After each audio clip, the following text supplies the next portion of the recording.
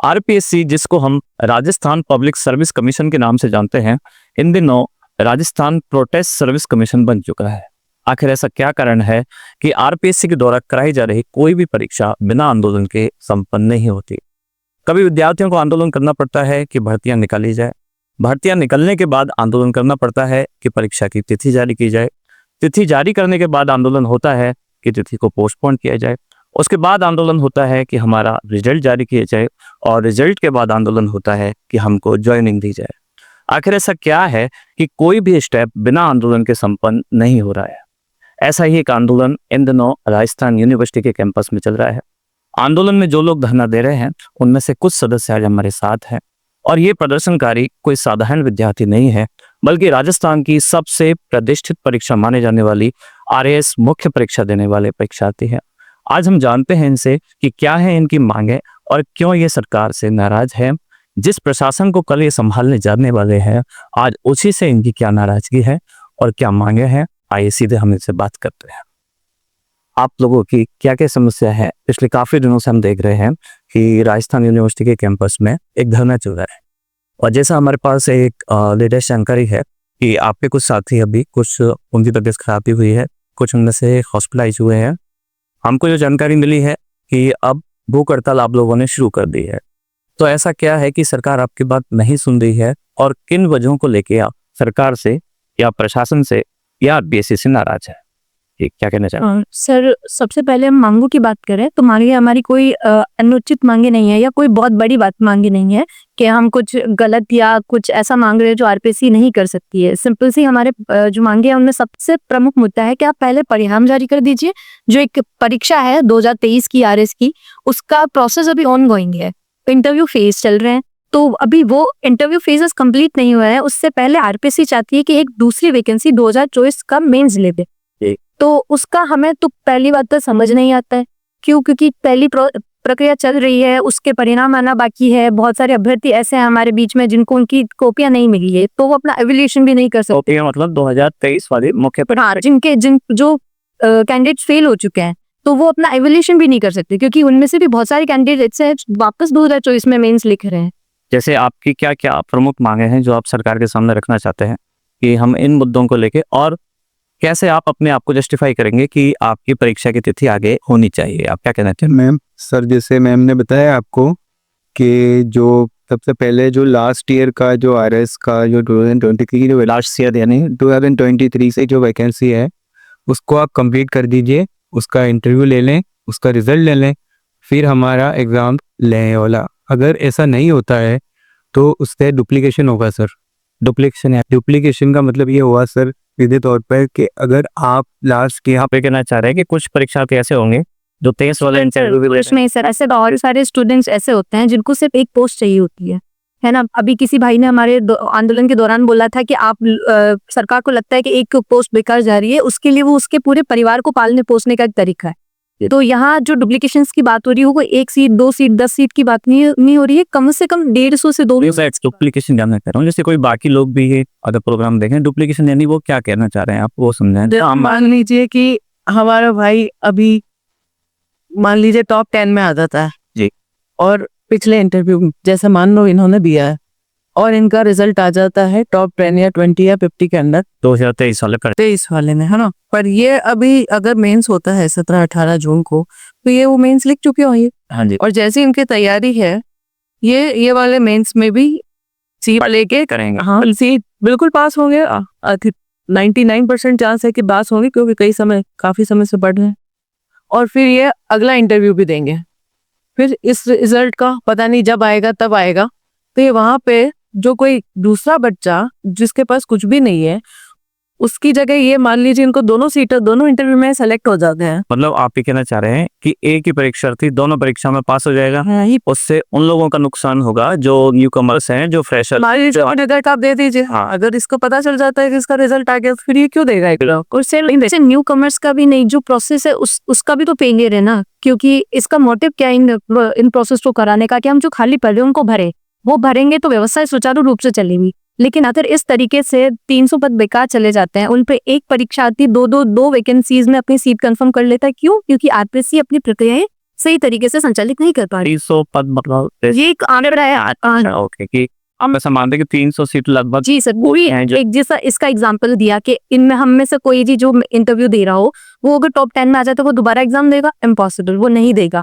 तो बहुत सारे ऐसे स्टूडेंट्स हैं जिनको उनकी डिजायर्ड पोस्ट मिल जाएगी तो वो एग्जाम नहीं देंगे, और बहुत सारे कुछ ऐसे संतुष्टि लोग भी होते हैं जिनको एक पोस्ट मिल जाएगी तो भी वो एग्जाम नहीं देंगे। इन शॉर्ट हम एक छोटा सा अनुमानित आंकड़ा बता रहे हैं कि 250 से 300 स्टूडेंट्स ऐसे होंगे जिनको अगर आज पता चल जाए कि हम पास हैं, हमने एक सीट रिजर्व कर ली है, हमारे पास अब एक सिक्योर जॉब है, तो वो दोबारा एग्जाम में अपीयर नहीं होंगे। दैट फॉर जो दूसरे नए न्यू कमर्स हैं, ना सिर्फ उनको बेनिफिट होगा बल्कि जो प्रक्रिया में 300 पद खाली रह जाएंगे इन मिस्टेक्स की वजह से, वो भी सही तरीके से भरे जाएंगे। यानी कि इन एग्जाम्स को कराने का मोटिव जो होता है ना कि पदों को भरो, फिर वो व्यवस्थाएं अच्छे से चले, वो भी पूरी होगी। यानी मतलब अभी एक मुख्य मांग ये है कि 2023 की जब तक प्रक्रिया पूरी ना हो जाए तब तक 2024 की मुख्य परीक्षा तय हो जाए ना।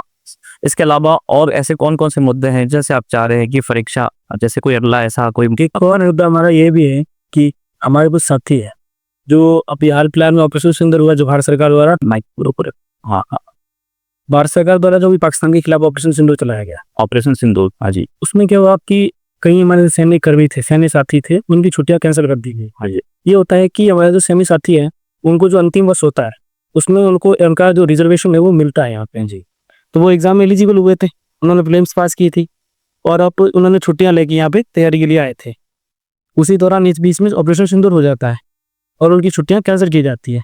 और उसमें हमारे कुछ भाइयों के वहाँ जो सीमा पर भी तैनात हैं उनके लेटर्स आ कि उनका फत जी लेटर्स भी हैं। यो के साथ एक सबसे बड़ी जो चीज है वो है कि इनकी छुट्टियां जो है वो 21 जून तक कैंसल्ड है, जो रिकॉल किए गए ऑफिस जो सैनिक कर्मी है वो, और एग्जाम होने 17-18 जून तक, तो वो तो वैसे ही बाहर है।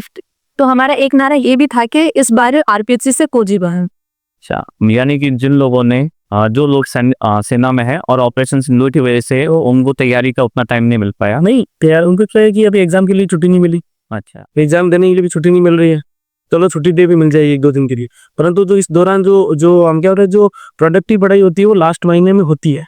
एग्जाम्स की जो हम कहते हैं रिवीजन, मल्टीपल रिविजन्स करते हैं, तो हमारे सैनिक साथी तो वैसे ही कॉम्पिटिशन बाहर हो गए। और दूसरा जो डुप्लीकेशंस है उनके भी कई साथी जो अभी इंटरव्यू दे रहे हैं, उनकी जो पुरानी 2023 की वैकेंसी है वो भी साथी वापस कभी क्वालिफाइड करेंगे, और जो हमारे में जो वर्तमान भर्ती में प्रिपेयर हो रहे हैं साथी वो पहले से बार हो गए, उनको तो दोहरी मार पड़ रही है। तो उनको भी तो समानता का अधिकार मिलना चाहिए, उनको भी समान एक लेवल प्लेइंग फील्ड मिलना चाहिए। अच्छा, क्या ऐसा पहले भी कभी हुआ है या ऐसा पहली बार हो रहा है कि एक भर्ती का इंटरव्यू जारी है और दूसरी प्रक्रिया अभी, या पहले कभी ऐसा हुआ? सर कभी नहीं हुआ। इस बार आरपीएस ऐसा क्यों करना चाह रही है? क्या आपको लगता है इसके पीछे कोई खास मंशा है या कोई कारण है? सर मुझे ऐसा लगता है कहीं ना कहीं कि आरपीएससी जो उनकी छवि है लेट लतीफ़ी का जो प्रोसेस है उसको पूरा करने के लिए, क्योंकि उदाहरण के लिए जी सर लास्ट टाइम भी आप अगर आपको बताओ तो एक धरना चला था, हाँ, तो उसमें भी यही था कि आप एग्ज़ाम को पोस्टपोन करें, आगे करें। उसमें भी ये था कि उन्होंने 2.5-3 या 3.5 महीने का जो वक्त दिया था, तो इस बार भी वो चाह रहे हैं कि हम लोग एक कम टाइम में एक एग्ज़ाम को पूरा करवा सकें। अच्छा, एक मांग ये भी सुनी हमने कि कुछ लोग ऐसे भी कह रहे हैं कि नहीं परीक्षा टाइम पे ही होनी चाहिए। कुल सर क्या उन लोगों के पीछे कोई कारण है या वो कुछ ऐसा ही आपके आंदोलन को कमजोर करने के लिए कह रहे हैं, या आपको क्या लगता है कुछ लोग ऐसी मांगे भी रख रहे हैं कि निर्धारित तिथि पर ही परीक्षा? ऐसा कहना नहीं चाहिए, बट ठीक है, सबकी अपनी अपनी होती है। कई लोग ऐसे भी हैं जिनका प्रीलिम्स नहीं हुआ है, या फिर कई लोग ऐसे हैं जो ज्यादा ही तैयारी कर चुके हैं, या फिर वो ऐसा सोच रहे हैं कि ये लोग अपना टाइम खराब कर रहे हैं यहाँ पे और हम अपना दूसरा कर लेते हैं। अपना अपना माइंडसेट है, बट उनमें उस चीज में कोई दम नहीं है।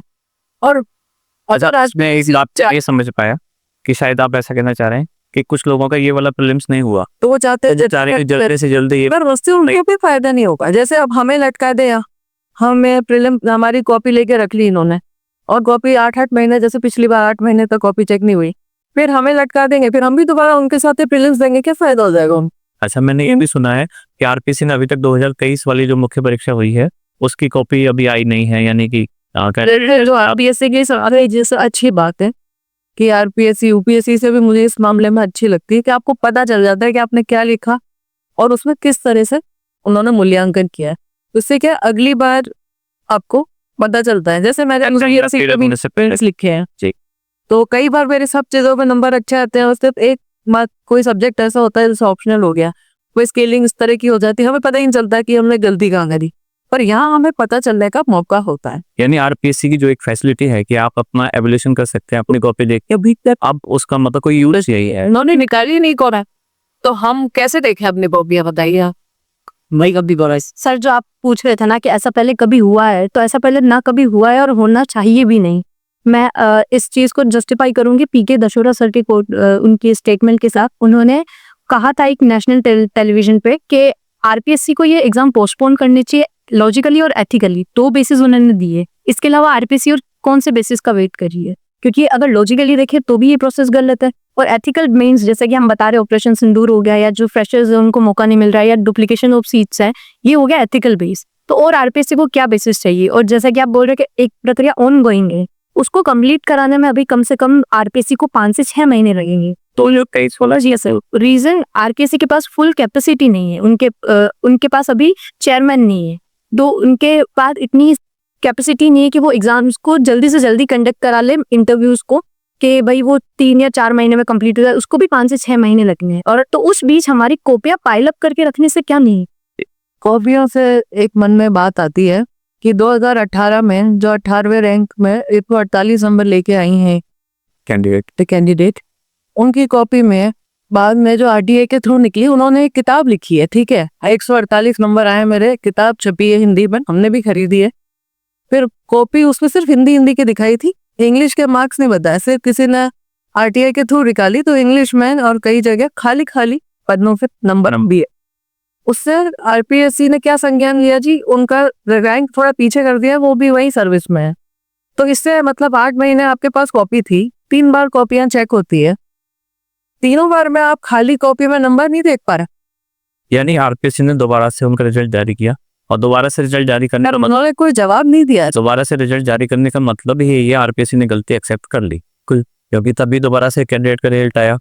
तो इसका मतलब आप ये कहना चाह रहे हैं कि आरपीएससी की जो कार्यशैली है उनको उसमें भी सुधार की जरूरत है। पर अब यूं है कि आप सेलेक्ट हो गए, आपको अब सरकारी सेवा इस तरह की आप निकाल नहीं सकते, आप अंदर से और भी कुछ कर लोगे, और तो कुछ चलता ही रहता है, वो तो हम पता नहीं, जो भी है वो अलग होता है। पर अब जो आप देखिए, तो अभी की कॉपी नहीं देंगे, फिर उनकी लग जाएंगे वो पदों पे, फिर हम कहाँ घूमते फिरेंगे उस कॉपी को लेके। ना तो हम अपना सुधार कर पा रहे हैं और ना आरपीएससी का ही देख पा रहे कि इन्होंने कहीं इस बार खाली कॉपी में नंबर दिए, या हमें ये बता दे कि भाई लिखना है या खाली छोड़ के आनी कॉपी। तो हम अच्छा, मैं अभी तक आपकी जो मांग है उसमें से 2 पॉइंट क्लियर समझ पाया हूँ। पहला और सबसे बड़ा पॉइंट ये है कि 2023 वाली प्रक्रिया पूरी नहीं हुई है और उससे पहले हम 2024 में जा रहे हैं। दूसरा पॉइंट जो मैं समझ पाया, एक है ऑपरेशन सिंदूर की, उसकी वजह से कुछ कैंडिडेट ऐसे हैं जिनकी जॉब यानी कि उनकी छुट्टियां रद्द कर दी गई थी और वो तैयारी नहीं कर पाए। इसके अलावा और भी कुछ आप ऐसा जो कहना चाह रहे हैं कि हमारी ये मांग है, इस वजह से सरकार को हमारा एग्जाम आगे जारी करने यानी कि डेट आगे पोस्टपोन करनी चाहिए? वैसे सर ये 2 मांगे ही एमएलए में जायज़ तो, परंतु इन्हीं मांगों को लेकर हमारे जितने भी एमएलएज है, एक्टिंग एमएलएज हैं, उन्होंने भी समर्थन किया है। हमारे जो प्रदेश अध्यक्ष है मदन जी राठौर साहब, उन्होंने भी हमारी मांग को ऑन मीडिया भी कहा है कि इनकी मांग जायज़ है। और हमारे deputy CM BA Kumari ji और प्रेम सिंह जी बैरवा साहब ने, ये सब आपके आंदोलन में आए हैं? नहीं, इन्होंने हमें समर्थन दिया है पत्र के माध्यम से, और पत्र इंग्लिश में चाहते हम बात नहीं पद को सबको उनके माध्यम से उन्होंने हमें समर्थन दिया है, जहाँ ये सभी जो हमारे प्रतिनिधित्व करते हैं और दोनों ने हमारी बातों को जायज़ ठहराया, तो कहीं ना कहीं हमारी मांगें जायज़ है। तो इन मांगों को इनके माध्यम से सरकार तक पहुँचाए और सरकार को हमारी मांगें मान लेनी चाहिए। अच्छा, एक मैंने जो खुद एक रिसर्च किया तो मुझे पता चला कि एक तो आरएस की मुख्य परीक्षा इसी महीने स्कूल लेक्चरर का एग्जाम भी, तो कुछ कैंडिडेट ऐसे भी हैं जो स्कूल लेक्चरर का भी एग्जाम दे रहे हैं और आरएस की मुख्य परीक्षा भी दे रहे हैं। तो जहाँ तक मैं कुछ समझ पाया कि उनके साथ भी कुछ ऐसा है भी नहीं, क्या कुछ ऐसा है? इस बारे में हमने कोई इतना, अच्छा, यानी आपकी हमारा तो जो मुख्य है वो आरएस मुख्य परीक्षा के बारे में है, हम खुद नहीं, मेरा कहने का भाव ये है कि आरपीएससी एक ही महीने में कई सारे एग्जाम करा देती है। अब जैसे कि चाहे स्कूल लेक्चरर हो, चाहे आरएस मुख्य परीक्षा हो, चाहे इसके अलावा कोई और परीक्षा हो, अब एक महीने में कई सारे एग्जाम होंगे तो कैंडिडेट पे ज्यादा प्रेशर नहीं, वो जो परीक्षार्थी होता है वो पर्टिकुलर तैयारी करता है। जैसे कि हम आरएस में जो आरएस मेंस में अपीयर होना है, तो हमारा मेन फोकस आरएस मेंस पर ही है। यदि कोई साथी हमारा फर्स्ट ईयर पे करता है तो उसका मेन फोकस फर्स्ट ईयर पे होता है।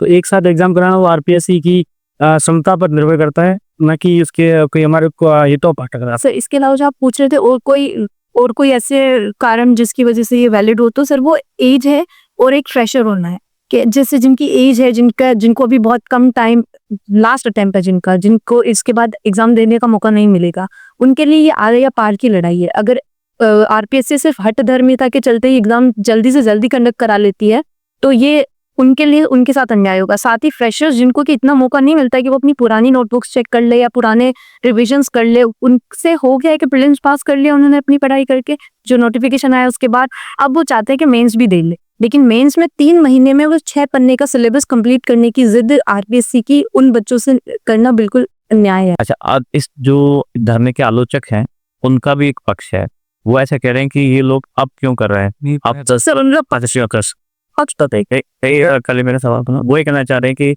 अब जैसे एग्जाम पास में आ गया तो शायद इनको लगा है कि हमें तैयारी नहीं हुई है, अब ये धरने पे बैठे हैं। क्या इस बात में कोई दम? नहीं, इस बात में कोई दम नहीं है। हमारा ये है कि जैसे मेरी किसी से बात हुई थी, जैसे हम इस आंदोलन के लिए मतलब 10-15 दिन से कभी किसी से समर्थन पत्र लेने जा रहे हैं, कभी किसी डेलीगेशन में जा रहे हैं, तो काफी बड़े एज के भैया थे जो ऐसे बोल रहे थे आप ये क्यों करवा रहे हो। तो हमने बोला जैसे हम फ्रेशर्स हैं तो ये एक पॉइंट तो ये भी है। तो उन्होंने बोला तो क्या हुआ, हम भी 6-7 साल से लगे हुए हैं, तो आप भी हमारी तरह देखो क्या होता है क्या नहीं। अच्छा, पहले हमने बोला हमें आपकी तरह 6-7 साल नहीं चाहिए, हमें तो पहला अटेम्प्ट में ही करना है।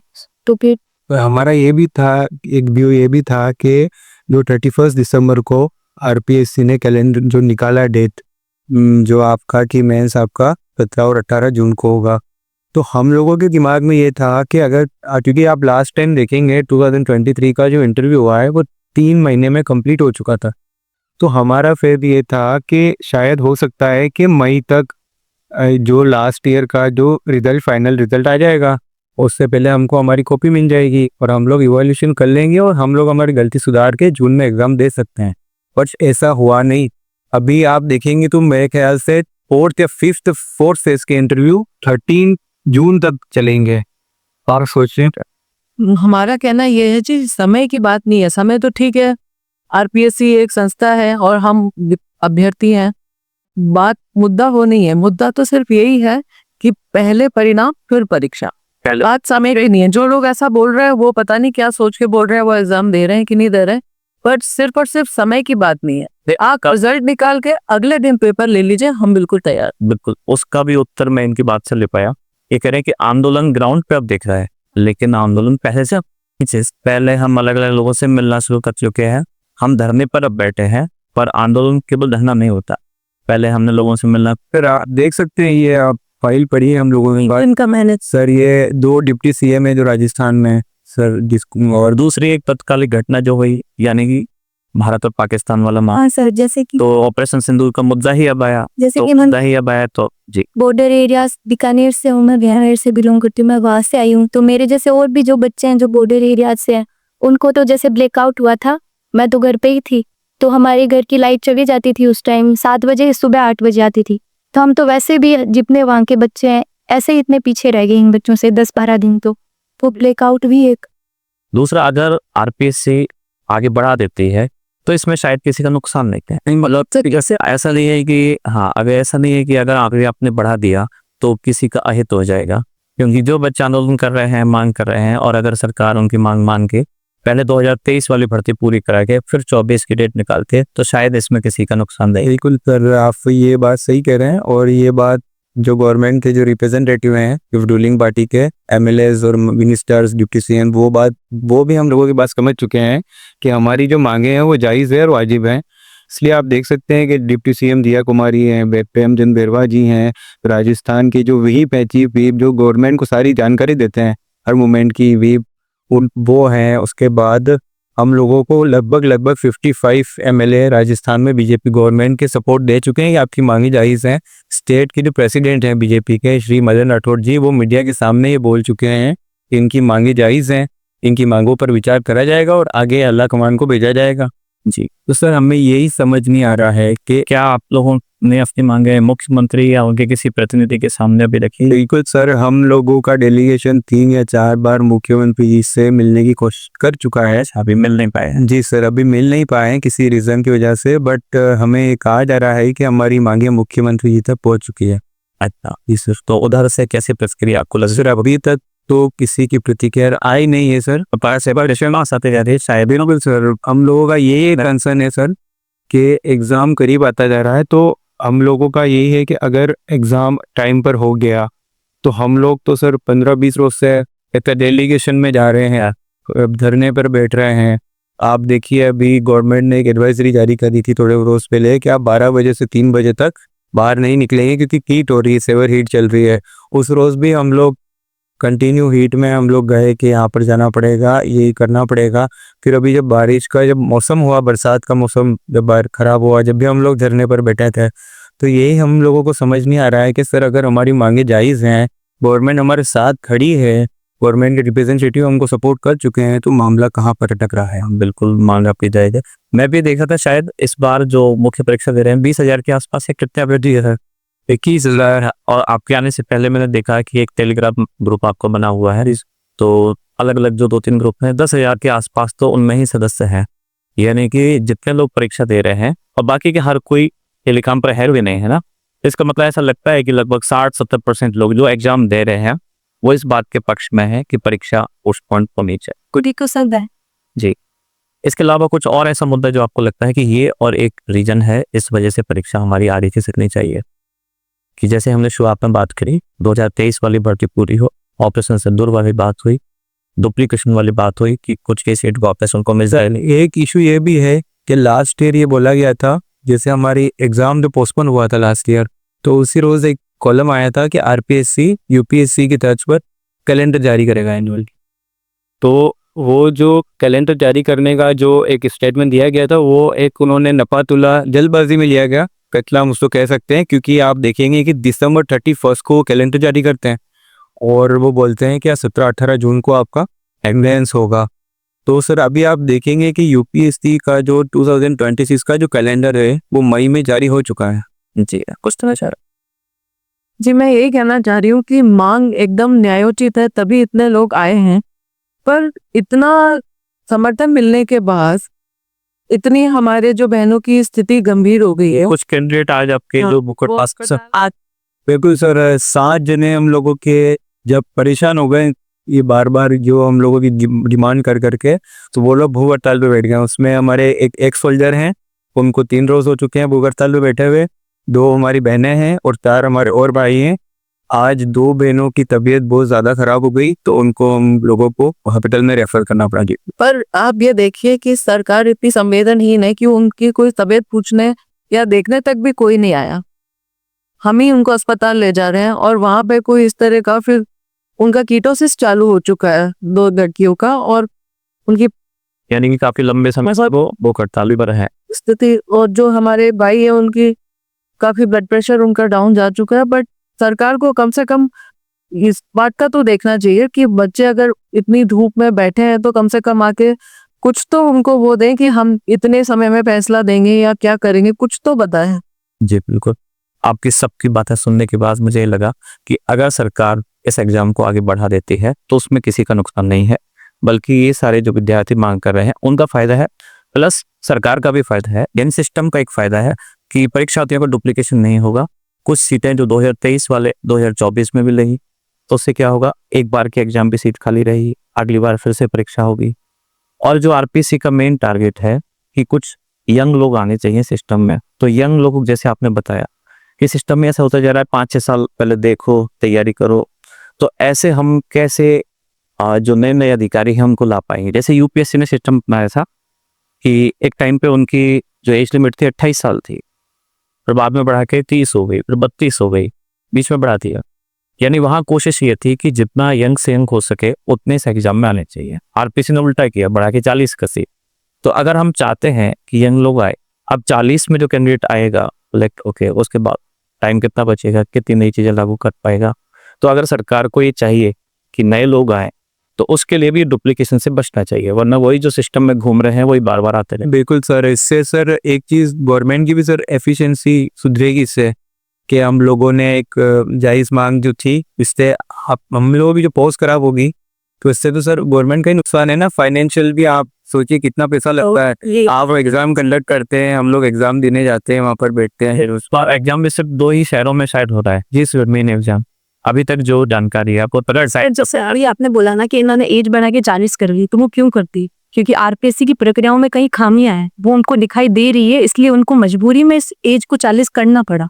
अगर वो प्रक्रियाओं को सुचारू रूप से संचालित करें बिना किसी खामियां के और एक प्रक्रिया को पूरा करके समय से कैलेंडर रिलीज करके एक मतलब तौर तरीके से अपने एग्जाम्स कंडक्ट कराए, तो क्या 40 करने की कहीं नौबत आएगी? यहाँ तो ये हाल है जी कि एक भर्ती में 3 से 4 साल लग। सर वो कहने को एक साइड में मजाक में बताया जाता है जो RS का में पंच पैसा है।